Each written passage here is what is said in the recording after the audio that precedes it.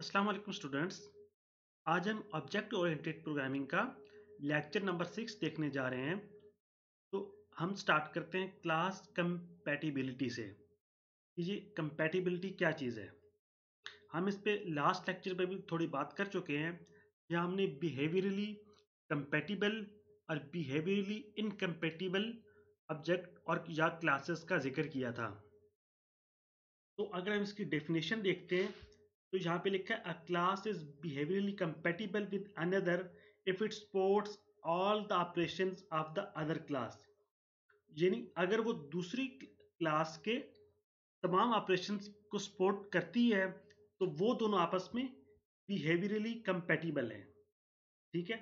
और जो दूसरी क्लास होगी उसको हम सब टाइप का नाम भी दे देते हैं। ठीक है। और जो अ क्लास और जो एक क्लास है वो अपनी सब टाइप से रिप्लेस हो सकती है। ठीक है। यानी अगर वो उसकी सारी बातें माने, जी उसको आसान जो है ना अल्फाज में आप ये समझ लें कि एक क्लास बिहेवियरली कंपैटिबल तब है जब वो एक दूसरे की बात मानती हैं। ठीक है। वो एक दूसरे को सपोर्ट करती हैं। ठीक है। तो और इसको क्या होगा कि अब इसको हम सब टाइप भी कह सकते हैं। ठीक है। और ये रिप्लेस भी हो सकती है। इसको हम एग्जांपल से समझते हैं। देखें, अब हमारे पास ये शेप है, इस शेप की एक बेस क्लास है और ये आपके पास चाइल्ड क्लासेस हैं, सर्कल, लाइन, ट्राइंगल। ठीक है। तो अब ये देखें ऑल, क्योंकि अब ये तीनों भी शेप्स हैं, अब ये तीनों इसके साथ बिहेवियरली कंपैटिबल हैं शेप के साथ, क्योंकि लाइन भी एक शेप है, ट्राइंगल भी एक शेप है, सर्कल भी एक शेप है। तो ये तीनों इस बेस क्लास के साथ कंपैटिबल हैं। ठीक है। अब शेप की बेस क्लास के अंदर हम कोई पर्सन की चाइल्ड क्लास नहीं डाल सकते, क्योंकि जब आप पर्सन की डालेंगे तो वो बिहेवियरली इनकम्पेटिबल हो जाएगा। ठीक है। और इसी तरह पर्सन की बेस क्लास के अंदर हम कोई शेप की चाइल्ड क्लास नहीं डाल सकते। एक और एग्जांपल हम आगे देखते हैं। ये देखें, फाइल की एग्जांपल है। तो अब ये देखें, फाइल की बेस क्लास है और इसी के अंदर फाइल्स की चाइल्ड क्लासेस हैं। ठीक है, तीनों। और फोर्थ कुछ और आप मजीद भी ऐड कर सकते हैं। ठीक है। अब फाइल के अंदर आप कोई शेप की चाइल्ड क्लास नहीं डाल सकते, वो आपके पास बिहेवियरली इनकम्पेटिबल हो जाएगा। ठीक है। तो ये है क्लास कंपेटिबल का कंसेप्ट। ठीक है। अब नेक्स्ट आ जाते हैं पॉलीमॉर्फिज्म पर।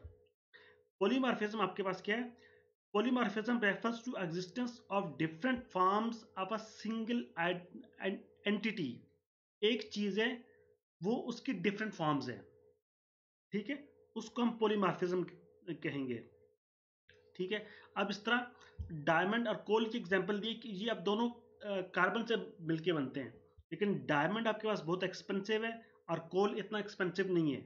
ठीक है। तो ये भी सिंगल एंटिटी थी, लेकिन इसकी डिफरेंट फॉर्म्स हैं। ये दोनों कोल और डायमंड, ये दो डिफरेंट फॉर्म्स हैं एक सिंगल एंटिटी की, कार्बन की। तो इसको हम पॉलीमॉर्फिज्म कहते हैं। अब ऑब्जेक्ट ओरिएंटेड में पॉलीमॉर्फिज्म कैसे इंप्लीमेंट होता है? ठीक है, कि दैट ठीक है, different objects can behave in different ways for same message. जब हम ऑब्जेक्ट ओरिएंटेड की बात करते हैं तो जो डिफरेंट ऑब्जेक्ट्स हैं वो सेम मैसेज के रिस्पॉन्स में डिफरेंटली बिहेव करते हैं। ये है आपके पास ऑब्जेक्ट ओरिएंटेड में पॉलीमॉर्फिज्म। ठीक है। Different objects can behave in different ways for same message. ठीक है, मैसेज सेम है लेकिन उनका बिहेवियर डिफरेंट है। ठीक है। और इसी तरह मीन्स जब आप मैसेज सेंड करते हैं तो आपको रिसीवर का नहीं पता कि रिसीवर की क्या सिचुएशन है। इसी तरह जब आपके पास मैसेज सेंड होता है तो रिसीवर पे एक मेथड कॉल होता है। ठीक है। मीन्स आप किसी को मैसेज करते हैं तो उस मोबाइल की रिंग टून जो है ना वो बजती है, मोबाइल वाइब्रेट करता है, या मोबाइल की जो लाइट है वो ऑन होती है। तो ये लाइट का ऑन होना या वाइब्रेशन होना, ये रिसीवर साइड पे एक मेथड कॉल हो रहा है। ठीक है। अब यहाँ पे एक थोड़ी इसको राइट साइड पे अब ये एग्जांपल समझ लेते हैं कि स्मार्टफोन अब देखिए कम्युनिकेशन के लिए यूज होता है। ठीक है। अब हमारा पर्पस है कम्युनिकेशन। ठीक है। अब कम्युनिकेशन के डिफरेंट वेज हैं। आप टेक्स्ट मैसेज के थ्रू भी कर सकते हैं, ठीक है, मेल के थ्रू भी कर सकते हैं, कॉल के थ्रू भी कर सकते हैं, ठीक है। हमारा गोल क्या है? कम्युनिकेशन, लेकिन अप्रोच आपके पास डिफरेंट है। तो ये इसको हम पॉलीमॉर्फिज्म कहेंगे कि डिफरेंट अप्रोच है आपके पास, ठीक है। अब यहाँ पे अब ये देखें, अब ये देखिए शेप है, तो शेप को यहाँ पे क्या हो रहा है, यहाँ पे ड्रॉ हो रही है, ठीक है, और व्यू का, ठीक है। अब ये शेप एक क्लास है और ये भी आगे इसकी चाइल्ड क्लासेस है, ठीक है।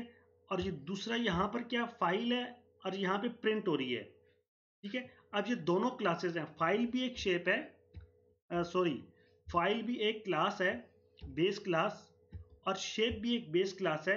लेकिन यहाँ पे ड्रॉ का आपके पास जो है ना फंक्शन वो अप्लाई हो रहा है, और यहाँ पर आपके पास प्रिंट का जो फंक्शन है वो अप्लाई हो रहा है, ठीक है। तो ये आपके पास पॉलीमॉर्फिज्म है, ठीक है, कि आपके पास सेम क्लास, मतलब एक ही तरह की क्लासेस हैं, बेस क्लासेस हैं, तो वो डिफरेंटली बिहेव कर रही है। यहाँ पे वो प्रिंट हो रही हैं और पहले में शेप में वो ड्रॉ हो रही हैं, ठीक है। आगे चलते हैं, ठीक है। और अब इसके एडवांटेजेस भी आ सकते हैं, ठीक है। पॉलीमॉर्फिज्म का जो मेन एडवांटेज है वो ये है कि आप न्यू क्लासेस ऐड कर सकते हैं। ये देखें, अब शेप थी, शेप के अंदर आप बेस क्लास थी, आपने एक और चाइल्ड क्लास ऐड की, आपने एक और चाइल्ड क्लास ऐड की स्क्वायर, और आपने एग्जिस्टिंग मॉडल जो पहले से मॉडल आ रहा था आपने उसको नहीं छेड़ा, उसी के अंदर आपने एक और क्लास ऐड कर दी है। तो हम पॉलीमॉर्फिज्म को यूज करते हुए न्यू क्लासेस ऐड करते हैं और जो हमारे पास एग्जिस्टिंग मॉडल है वो उसी तरह बरकरार रहता है। तो ये इसका एक मेजर एडवांटेज है, ठीक है। होपफुली आपको पॉलीमॉर्फिज्म का कंसेप्ट समझ आ चुका होगा। अब आगे एक प्रॉब्लम स्टेटमेंट दी हुई है, ठीक है। अब कि आप एक डिफरेंट एडिटर डेवलप करना है और उसके अंदर डिफरेंट जो है ना, जो कि डिफरेंट शेप्स कर सके, ड्रॉ कर सके। तो इसको आप स्टूडेंट्स खुद देख लें ताकि जो है ना हमारा टाइम सेव हो, ठीक है। तो इसको आप देखिए, इसमें आपने क्लासेस को आइडेंटिफाई करना है, फिर आपने नाउन्स को एक्सट्रैक्ट करना है, फिर इररेलेवेंट क्लासेस को एलिमिनेट करना है। ऐसी क्लासेस जो कि हमारे काम की नहीं है या हमें बहुत कम उनका यूज़ है, तो हम उनको अपने सिस्टम में से रिमूव कर देंगे। और फिर हम न्यू क्लासेस को भी ऐड कर सकते हैं, add classes bye analysing requirements, ठीक है। इसको देख लें, ये पेपर वाइज इतना इंपॉर्टेंट नहीं है, इसलिए मैं इसको थोड़ा स्किप करने जा रहा हूँ। आप इसको, मैं रिकमेंड करता हूँ आप इसको एक दफ़ा खुद रीड कर लें। ये देख एसोसिएशन है, आपने एसोसिएशन पे हमने पहले बात की थी कि कंपोजिशन और एग्रीगेशन, तो आपने फिर यहाँ पे फाइंड आउट करना है कि कौन सा किस तरह का रिलेशनशिप है, आया वो कंपोजिशन है या एग्रीगेशन है, ठीक है, या ये आपके पास वन वे एसोसिएशन है या टू वे एसोसिएशन है, ठीक है। तो ये आपने एक सिनेरियो गिवन है, उसमें आपने ये सारी चीज़ें फाइंड आउट करनी है। तो ये है, फिर आप ऑपरेशंस हैं, फिर यहाँ पे देखिए ऑपरेशंस को आइडेंटिफाई करना है, फिर उस तरह जो इररेलेवेंट ऑपरेशंस हैं उनको हम एलिमिनेट कर देंगे, ठीक है।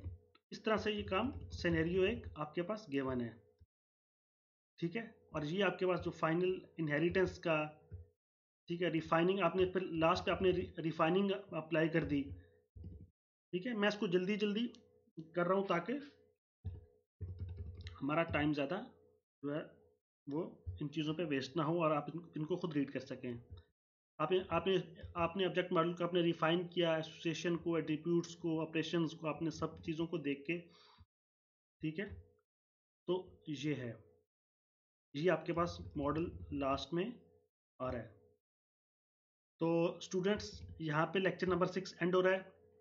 होपफुली आपको आज के लेक्चर की समझ आई होगी, और लेक्चर के बारे में जो बात है आप मुझसे कमेंट में पूछ सकते हैं, और अगर कोई सजेशंस है तो वो भी दे सकते हैं। और मज़ीद इस तरह की वीडियोस के लिए आप मेरा चैनल सब्सक्राइब करें। Thank you. आपसे इंशाल्लाह नेक्स्ट लेक्चर में मुलाकात होती है। तब तक के लिए अल्लाह हाफिज़। अल्लाह पाक हमें आसानियाँ तकसीम करने की तौफीक अता फ़रमाए। आमीन। अल्लाह हाफिज़।